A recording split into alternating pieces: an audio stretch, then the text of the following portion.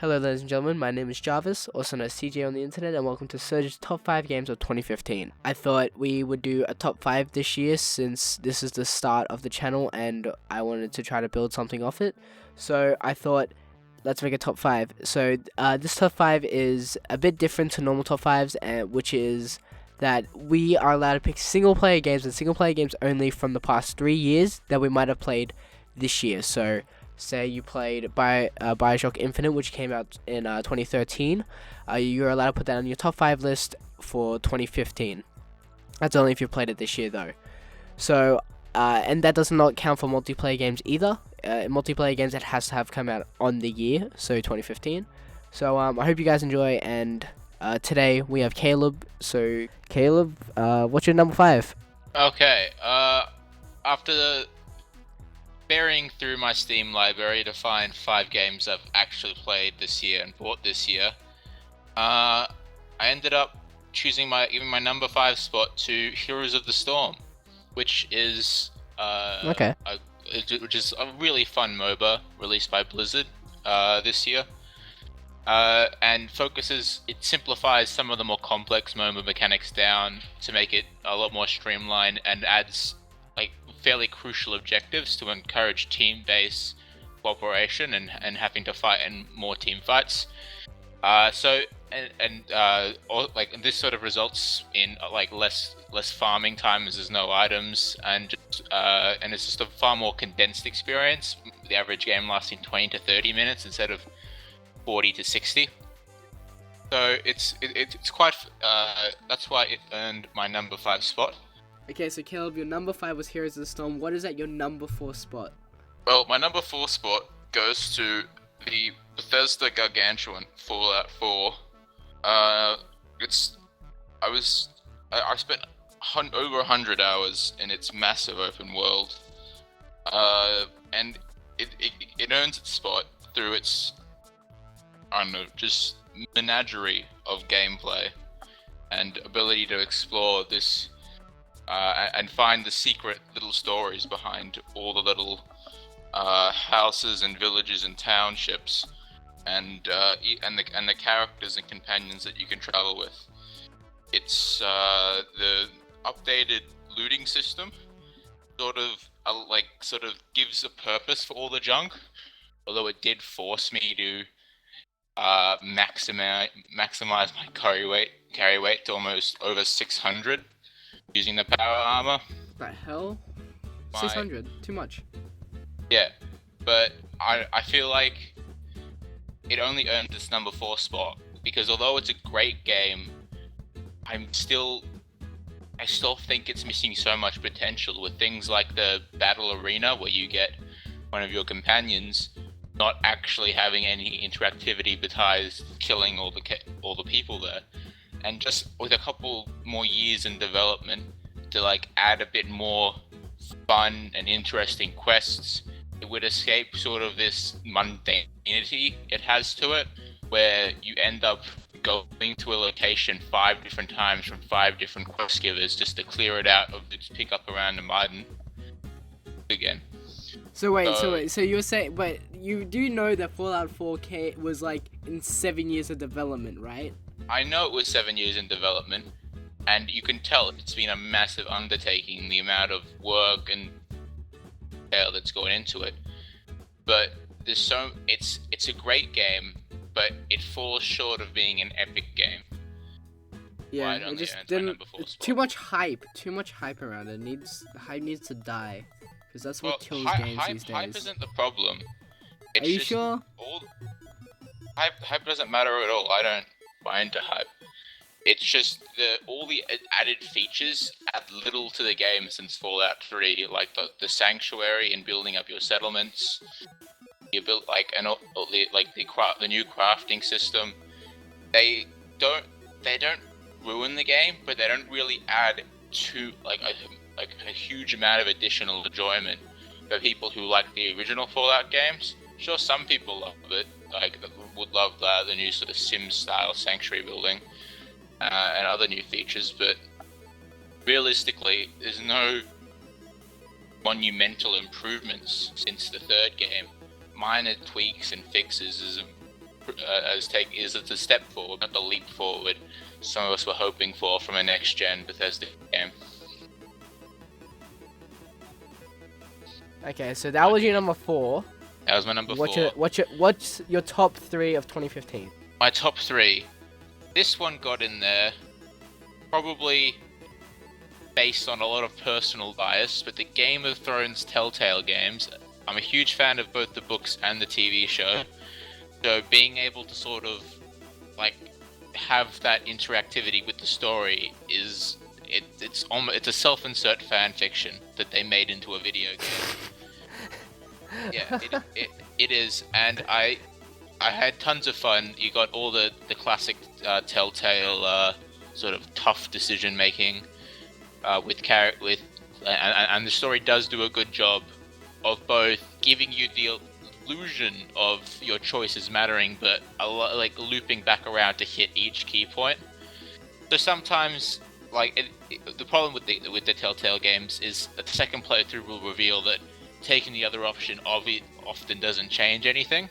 Besides, as with Telltale does though, so that's like not surprising as much. Like, with some, like the same person will die. It's just someone will be pleased or pissed off with you.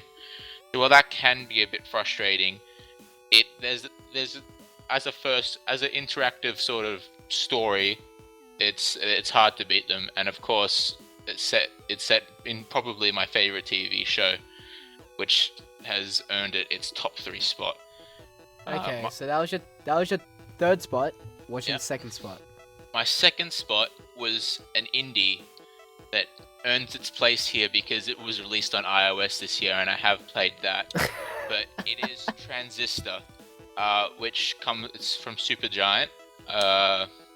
Same people that made Bastion, people right? made Bastion. I'm not sure I don't think they have made anything else, but it's a really fun, quite artful game that focuses on, I wouldn't say like real time sort of rock paper scissors strategy, where you have a bunch of runes that you gather throughout the game, rune type things, mods, whatever. I forget what exactly they call them.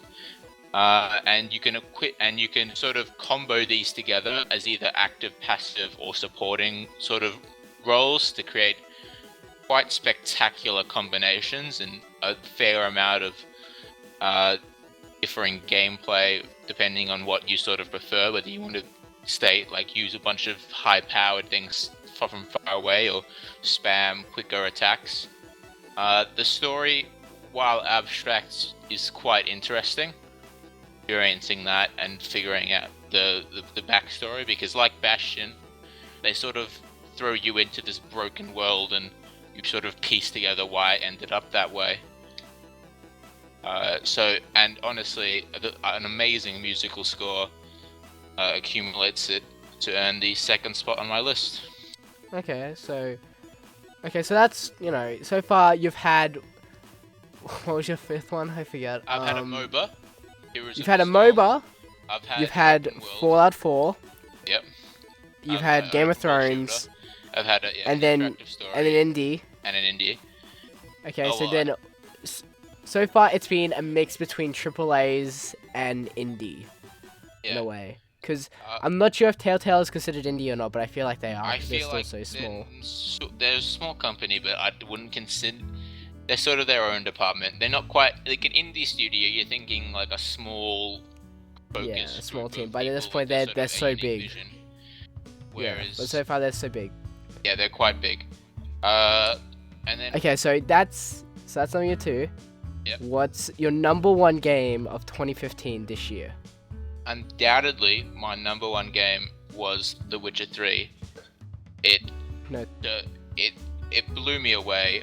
I loved the previous games. I loved the setting. It had tight core action and gameplay. The combat was amazing. The story was like unexpectedly blew me away, with quite sort of like relevant, or not relevant, but quite meaningful decisions that you made throughout the main story actually affecting the ending. And although like they broke, and this sort of simple, like also the simplicity of the ending, with certain decisions creating one or two like endings. So either depending on like, and basically you deciding who the ruler of the three kingdoms are.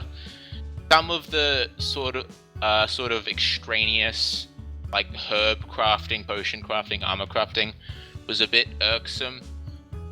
But it was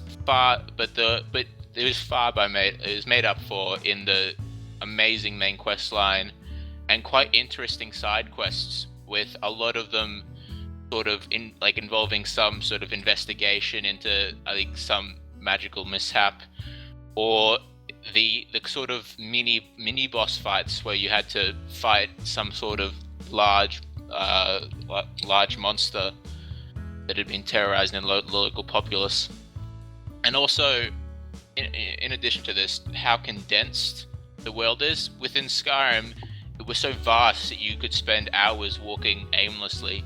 Here, it doesn't feel jam-packed to the point where you can't go 5 minutes, and allowing you to ride your horse through most low-level threats allows you to sort of skip having to deal with those sort of those hindrances once you've overcome that level.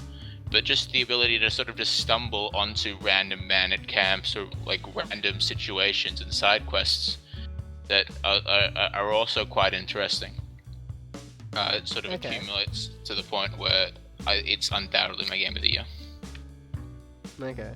And you've spent a lot of time in that game so far. Yeah, almost 200 hours I've committed to that game. And to put it into perspective, how much it sort of enthralled my life is, as a Year 12 student, we get 3 periods, which are periods you're supposed to study in. I would ride home, which is about a 15-minute ride, stay home, play half an hour, 45 minutes of the game, then ride back to school so I wouldn't miss the period.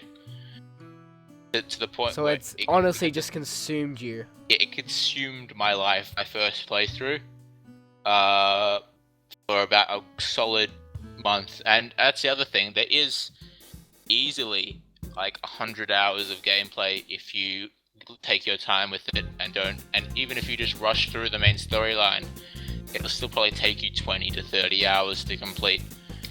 So it's value for money, and every moment I was loving what I was doing. Okay. So that was Caleb's top 5 2015 games of 2015 this year.